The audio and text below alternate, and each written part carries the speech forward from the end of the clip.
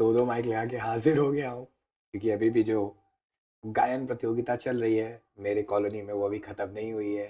ठीक है, तो सुनना मेरी बात। आ, लास्ट टाइम जो है, अगर हम अपार्ट फ्रॉम जो डाउट लेक्चर था उसको साइड कर दें, तो उससे पहले हमने पढ़ रखा था कॉलिगेटिव प्रॉपर्टीज, आई थिंक। या तो मैंने बिल्कुल लास्ट वीडियो में आपको डिप्रेशन इन फ्रीजिंग पॉइंट बताया था। उसके बाद मैंने आपको बताया था ऑस्मोटिक प्रेशर के बारे में। ठीक है, आई होप तुम ऑस्मोटिक प्रेशर को अच्छे से समझ पाए होगे। तो ये एक छोटी सी वीडियो बनेगी जिसमें हम लोग का एजेंडा क्या होगा, एजेंडा लिख लेते हैं पहले। तो इसमें जो हमारा एजेंडा होगा वो कुछ होगा। सबसे पहले क्या करते हैं यार, देखो, मुझे लगता है कि मुझे ऑस्मोटिक प्रेशर के कुछ न्यूमेरिकल्स और कर लेने चाहिए। तो पहला तो हो गया ऑस्मोटिक प्रेशर पे बेस्ड न्यूमेरिकल्स। चल भाई, एक तो ये काम कर लेंगे, ऑस्मोटिक प्रेशर पे बेस्ड न्यूमेरिकल्स। ठीक है, एक तो ये काम हो गया। और क्या करना है भाई अपने को, और आइसोटोनिक सोल्यूशन। मैंने बताया, पूछा था ना आपसे कि आइसोटोनिक सोल्यूशन क्या होता है, पूछा था ना। हाइपोटोनिक क्या होता है, हाइपोटोनिक सोल्यूशन। और हाइपरटोनिक सोल्यूशन, हाइपरटोनिक सोल्यूशन। तो लगे हाथ जो है, इनके बारे में भी आज जान लेंगे। तो बस यही एजेंडा है आज का। क्वेश्चंस करेंगे, ठीक है, और इसके साथ साथ जो है आइसोटोनिक, हाइपोटोनिक और हाइपरटोनिक सोल्यूशन में डिफरेंस समझेंगे। ठीक है, चलिए न्यूमेरिकल करते हैं सबसे पहले, बिना टाइम को बर्बाद किए हुए। ठीक है, तो ऑस्मोटिक प्रेशर पे बेस्ड एक क्वेश्चन मैं देता हूँ आपको। हाँ भाई, क्वेश्चन नोट हो गया है। पहले क्या करो, पॉज करके इस क्वेश्चन को एक बार खुद से पढ़ लो और इसका मीनिंग समझने का कोशिश करो। फिर मैं इसको पढ़ के बताता हूँ कैसे होगा। ठीक है, ठीक है। मैं इसको कैसे करना है वो बताता हूँ। ठीक है, तो यहाँ पर क्या है, एट 300 कैलविन एक टेम्परेचर दे रखा है, 300 kelvin, 36 gram of glucose, molar mass जिसका 180 होता है, ऑब्वियस सी बात है, प्रेजेंट पर लीटर इन इट सोल्यूशन। मतलब एक सोल्यूशन बनाया गया है। ठीक है, एक सोल्यूशन बनाया गया है जिसमें 1 लीटर पानी है और उस 1 लीटर पानी में 36 ग्राम ग्लूकोज मिलाकर एक सोल्यूशन बनाया गया है। यानी एक जाहिर सी बात है, ग्लूकोज एक नॉन वोलाटाइल सोल्यूट है। और ऐसा करने पर जब उसको एक दूसरे सोल्यूशन के साथ कनेक्ट किया जाता है, चलो आगे मैं पढ़ ही दे रहा हूँ। ठीक है, solution has an osmotic pressure of 4.98 बार। मतलब मैं जिस सोल्यूशन की भी बात कर रहा था कि 1 लीटर पानी में 36 ग्राम ग्लूकोज डिजोल्व किया गया है, ये कितना ऑस्मोटिक प्रेशर एक्सर्ट कर रहा है, 4.98 बार। If the solution, sorry, if the osmotic pressure of another glucose solution, एक और ग्लूकोज सोल्यूशन है, उसका ऑस्मोटिक प्रेशर कितना है भैया, 1.52 है। इसका ऑस्मोटिक प्रेशर कितना दे रखा है, 1.52 बार, at the same temperature, condition भी सेम है। Calculate concentration of the solution. तो कहानी आपको समझ में आई कि नहीं समझ में आई, मैं बताता हूँ फिगर बना के। यहां पर कहानी कुछ ऐसी है कि ये हो गया पहला कंटेनर, ठीक है, और ये हो गया दूसरा सोल्यूशन। तो ऐसा हमें पता है कि दोनों में पहली बात तो वाटर है, सबसे पहली चीज दोनों में क्या है, वाटर है। तो ये देखो, वाटर इसमें भी है, वाटर इसमें भी है। अब क्या मामला है, इसमें तो हमें क्लियर है कि 36 ग्राम ग्लूकोज है, 36 ग्राम ग्लूकोज। और ऐसा होने पे इसके द्वारा जो ऑस्मोटिक प्रेशर एक्सर्ट होता है किसी सेमी परमेबल मेम्ब्रेन के साथ, जब किसी सोल्यूशन के साथ कनेक्ट करते हैं, तो जो ऑस्मोटिक प्रेशर एक्सर्ट होता है वो है कितना भाई, 4.98 बार, 4.98 बार। एक सोल्यूशन और है, इसमें ग्लूकोज का अमाउंट हमें दिया नहीं कि कितना है, हमें नहीं मालूम कंसेंट्रेशन कितना है, हमें ग्लूकोज का अमाउंट नहीं मालूम है, तो हमने इसमें मान लिया एक्स ग्राम है। कितना मान लिया, एक्स ग्राम है, एक्स ग्राम ग्लूकोज। तो मुझे बता, और इसके थ्रू जो ऑस्मोटिक प्रेशर एक्सर्ट हो रहा है, इसके थ्रू भी जो ऑस्मोटिक प्रेशर एक्सर्ट हो रहा है वो भी दिया गया है 1.52 बार, 1.52 बार। तो मुझे बताना है इसका कंसंट्रेशन क्या होगा, इसमें कंसंट्रेशन ऑफ ग्लूकोज क्या होगा। चलिए करते हैं। पहले हम लिखेंगे फॉर फर्स्ट सोल्यूशन, मतलब जो सोल्यूशन गिवन है उसके लिए डेटा लिखते हैं। तो आपको पता है पाई इक्वल टू क्या होता है, सी आर टी, कंसंट्रेशन, या फिर इसको मैं थोड़ा ओपन फॉर्म में लिखूं तो नंबर ऑफ मोल हो जाता है W B upon M B, और इसके साथ साथ एक वॉल्यूम का भी क्वांटिटी यहाँ पर लगा देंगे। ये पहला इक्वेशन है। वैल्यूज इसमें डाल दीजिए सारी। ठीक है, तो इसमें जो जो वैल्यूज पता है वो आप लिख दीजिए। 4.98 बार दिया गया है, ये पहले सोल्यूशन का ऑस्मोटिक प्रेशर है। और इसमें जो सल्यूट का मास दिया गया है वो दिया गया है 36, मोलर मास दिया गया है 180। आर टी की वैल्यू आपको डालने की जरूरत है नहीं, क्योंकि कोई फायदा नहीं है उससे, आर टी भी कट जाएगा, वो जाहिर सी बात है, जब दो सोल्यूशन की बात जब भी करेगा हमसे दो अलग अलग, तो उसको हम डिवाइड तो करेंगे ही ना दोनों की वैल्यूज को। तो R T by V, V लिखना हो तो वी लिख दो, या फिर पर लीटर दिया हुआ था तो 1 लीटर लिख सकते हो। इसको मान लिया इक्वेशन फर्स्ट। ऐसे दूसरे के लिए लिखते हैं यही सेम चीज़। सेकंड के लिए सेकंड सोल्यूशन, तो सेकंड सोल्यूशन के लिए हमारा जो ऑस्मोटिक प्रेशर हो जाएगा वो कितना दिया है, 1.52। मास कितना दिया गया है दूसरे सोल्यूशन का, पता नहीं, हमने एक्स मान लिया है, एक्स। ठीक है। और मोलर मास तो फिर से जाहिर सी बात है, दूसरा सोल्यूशन भी किसका है, ग्लूकोज का, तो फिर से कितना हो जाएगा, 180। ठीक है भाई। और आर टी की जगह आर टी, पर लीटर वॉल्यूम की जगह वी लिख दिया। ठीक है, ये आ गई क्वेश्चन नंबर सेकंड। अब क्या करेंगे भाई, डिवाइड कर दो, सेकंड को डिवाइड कर दो फर्स्ट से, देखते हैं क्या होता है। लाइट वाइट उजाला उजाला थोड़ा कम कम सा लग रहा है।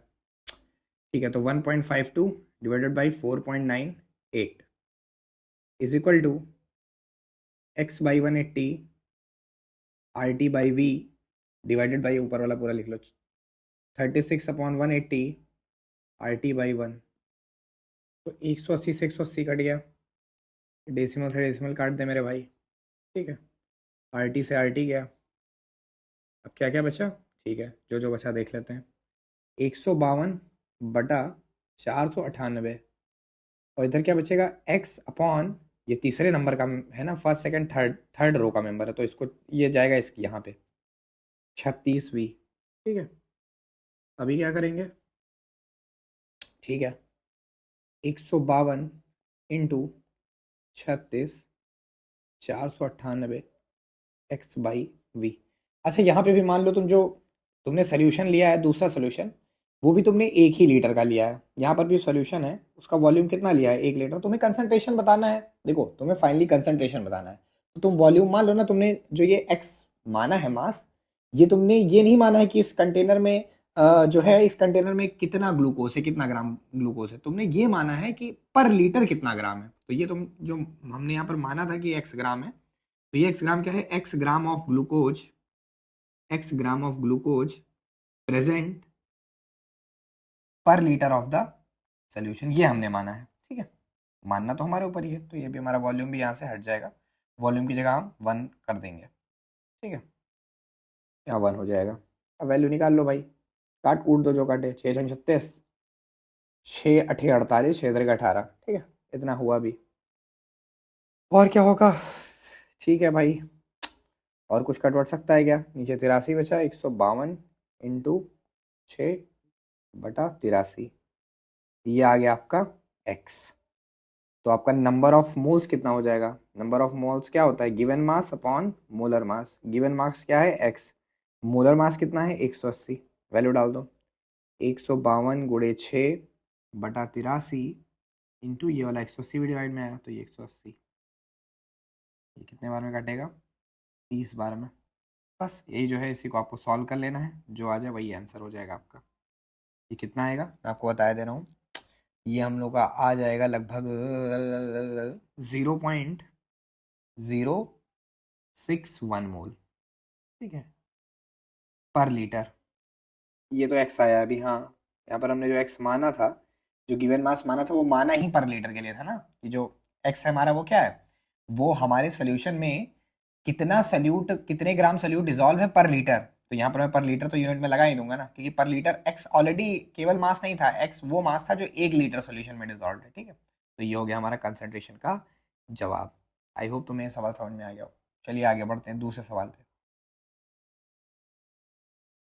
देखो दूसरा कोई सवाल ऐसा है नहीं कुछ अलग टाइप का, तो हम क्या करेंगे, बाकी सवाल आपको ही भेज देंगे, आप करना।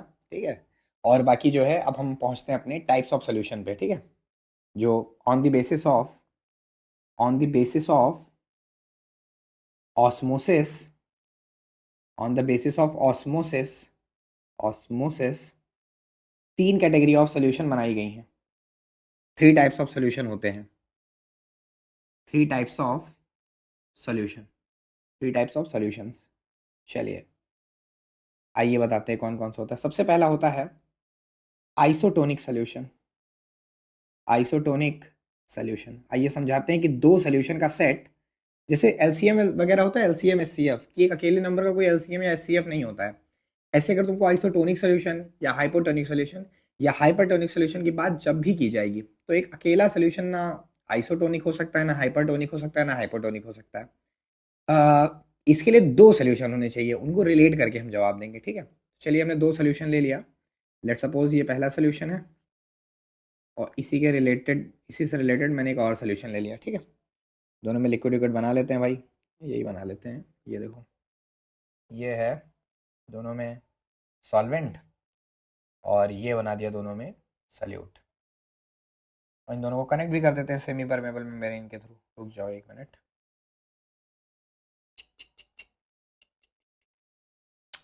धीरे धीरे आर्टिस्ट होता जा रहा हूँ गाइस। ये देखो, इधर बना देते हैं एक सेमी परमेबल मेम्ब्रेन। ये देखो, ठीक है, क्या है ये? Semi permeable membrane, semi permeable membrane. आइए अब समझ लेते हैं कि क्या है, क्या कहानी चल रही है इसमें, क्या होता है आइसोटोनिक सोल्यूशन। तो देखो, आइसो मतलब होता है सेम, आइसो मीन्स होता है सेम, सिमिलर होना। तो आइसोटोनिक सोल्यूशन मतलब हो जाएगा जब दोनों सोल्यूशन का कंसंट्रेशन बिल्कुल सेम हो। मतलब इस समय अगर इधर वाले का कंसंट्रेशन, लेफ्ट साइड वाले सोल्यूशन का कंसंट्रेशन सी है, तो राइट साइड वाले सोल्यूशन का भी कंसंट्रेशन क्या आ जाएगा? सी। या फिर इसका कंसंट्रेशन मान लिया C1, इसका मान लिया C2। तो इस सिचुएशन में कंसंट्रेशन ऑफ फर्स्ट सोल्यूशन और कंसंट्रेशन ऑफ सेकंड सोल्यूशन बराबर है। अब बताओ, अगर दोनों का कंसंट्रेशन सेम होगा तो यहाँ पर फ्लो ऑफ सॉल्वेंट होगा, मतलब सॉल्वेंट फ्लो होगा। फ्लो ऑफ सॉल्वेंट होगा कि नहीं होगा? फ्लो ऑफ सॉल्वेंट होगा कि नहीं होगा? किसी एक चैम्बर से दूसरे चैम्बर में होगा क्या सॉल्वेंट का फ्लो? नहीं होगा यार, ऑब्वियसली बात है, दोनों का कंसंट्रेशन सेम है। इस तरीके के जो सोल्यूशन होते हैं इनको हम बोलते हैं आइसोटोनिक सोल्यूशन, ठीक है। Two solutions are said to be, two solutions are said to be, इनमें से ये सोल्यूशन को अगर हम बेस मान लेते हैं, इसके हिसाब से अगर जजमेंट कर रहे हैं, तो इस सोल्यूशन को हम आइसोटोनिक सोल्यूशन तब कहेंगे जब जब ये सामने वाले सोल्यूशन के बराबर कंसंट्रेशन शो कर रहा हो। बोलेंगे किसी एक के ही बिहार पे, इस समय हम इसके बिहार पे बोल रहे हैं। अगर इसके बिहार पे बोलते हैं तो ये आइसोटोनिक है इसके कंपेयर में, और इसके बिहार पे बात करेंगे तो ये आइसोटोनिक है इसके कंपेयर में, ठीक है। तो two solutions are said to be isotonic, isotonic if its minute if its concentration is equal to the concentration of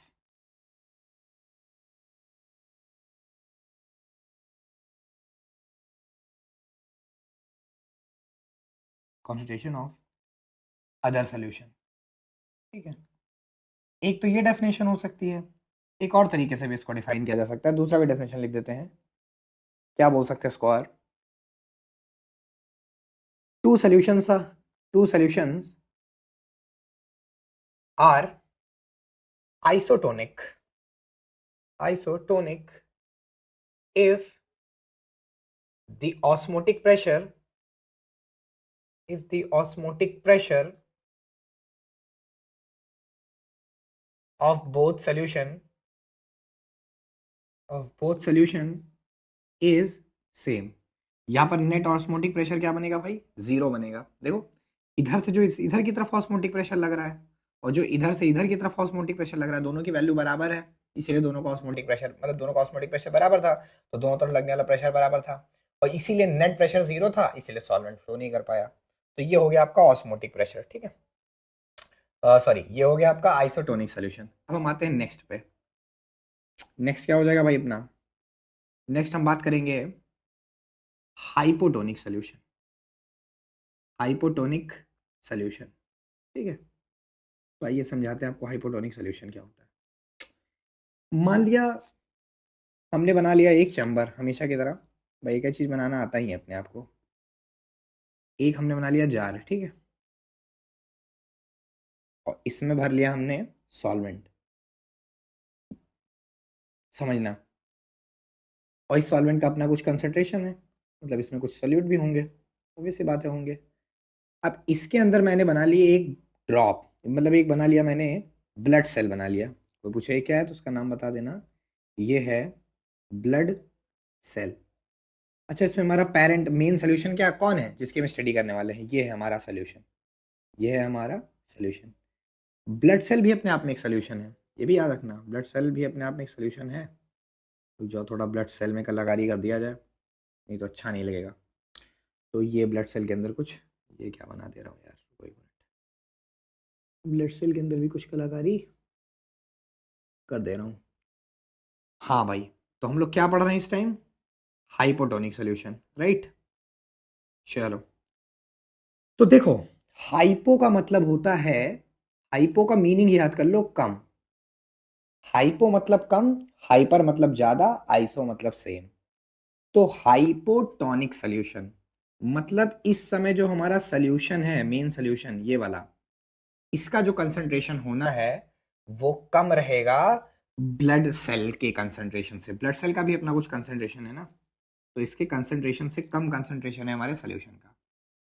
अच्छा, इसका कंसंट्रेशन कम है, सोल्यूशन का कंसंट्रेशन क्या है इस समय, कम है। इसका मतलब इसमें वाटर कंटेंट क्या है, वाटर का अमाउंट क्या है। अगर कंसंट्रेशन कम है तो वाटर कंटेंट क्या है, ज्यादा है। और इस समय ब्लड सेल का कंसंट्रेशन क्या है, इसके रिलेटिव में जो सोल्यूशन है, इसके रिलेटिव में अगर हम ब्लड सेल की बात करें तो ब्लड सेल का कंसंट्रेशन सोल्यूशन के कंपैरिजन में क्या है, ज्यादा। तो वाटर कंटेंट क्या होगा ब्लड सेल के अंदर, वाटर कंटेंट ब्लड सेल के अंदर क्या होगी, कम होगी रिलेटिवली। तो जाहिर सी बात है, जो ब्लड ड्रॉप है, जो हमारी ब्लड ड्रॉप है यानी ब्लड सेल, इसके बाहर जो सोल्यूशन है उसमें कंसंट्रेशन कम है और अंदर कंसंट्रेशन ज्यादा है। तो कम कंसंट्रेशन वाले जगह से ज्यादा कंसंट्रेशन यानी ब्लड सेल की तरफ एक ऑस्मोटिक प्रेशर एक्सर्ट होगा, जिसकी वजह से जो वाटर सोल्यूशन में मौजूद है, सोल्यूशन में मौजूद रहने वाला जो पानी है, सोल्यूशन का जो सॉल्वेंट है, सोल्यूशन में जो हमारे सॉल्वेंट है यानी कि वाटर, वो धीरे धीरे किसके अंदर एंटर कर जाएगा, हमारी ब्लड सेल के अंदर एंटर कर जाएगा। ठीक है, ब्लड सेल के अंदर एंटर कर जाएगा, एक मिनट, ब्लड सेल के अंदर एंटर कर जाएगा कौन, सॉल्वेंट। और इसका परिणाम क्या होगा, ब्लड सेल क्या हो जाएगी, blood cell swell up, swell up हो जाएगी। ठीक है, तो इसको डिफाइन कैसे करेंगे भैया, हाइपोटोनिक सोल्यूशन कौन सा सोल्यूशन हो जाएगा, जो कि अदर सोल्यूशन के कंपैरिजन में जिसका कंसंट्रेशन कम हो, या फिर हम ऐसे ही बोल सकते हैं जिसका ऑस्मोटिक प्रेशर अदर सोल्यूशन के कंपैरिजन में ज्यादा हो। हमेशा याद रखना, जिसका कंसंट्रेशन कम होगा उसका ऑस्मोटिक प्रेशर हमेशा ज्यादा होगा। ठीक है, तो हाइपोटोनिक सोल्यूशन की डेफिनेशन तो लिख ही लेना, अब इतने भी लंगड़े मत बनो। चलो नेक्स्ट देखते हैं, third, hypertonic solution, hypertonic solution.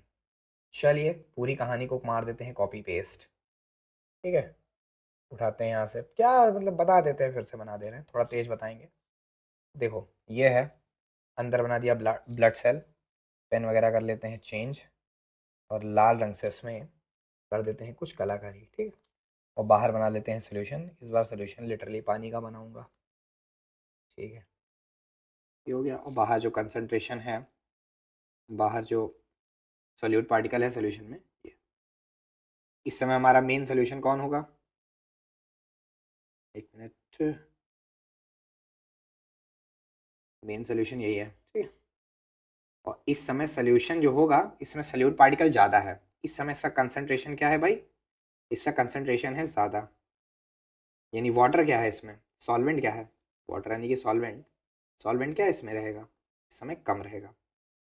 और इसके रिलेटिवली अगर हम ब्लड ड्रॉप्स को देखें यानी ब्लड सेल को देखें, ब्लड सेल, तो क्योंकि हमारे सोल्यूशन का इस समय कंसंट्रेशन ज्यादा है, तो उसके कंपैरिजन में ब्लड सेल का कंसंट्रेशन कैसा होगा, इस समय कंसंट्रेशन इसका कम होगा।